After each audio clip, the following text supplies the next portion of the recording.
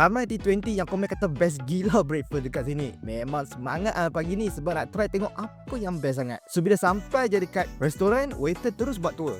Tunjuk saya sikit. Ini adalah Mary, salah satu saya punya signature drink. Dia bread ada di dalam ni. Ada omelette and the hot sauce are on the company.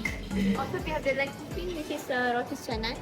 And the further front over there we have the mezza cuisine which is today in nasi kerabu. Ramai juga breakfast dekat sini. Macam-macam selection ada daripada local, western. And yang paling menarik sekali dekat sini macam ni lah.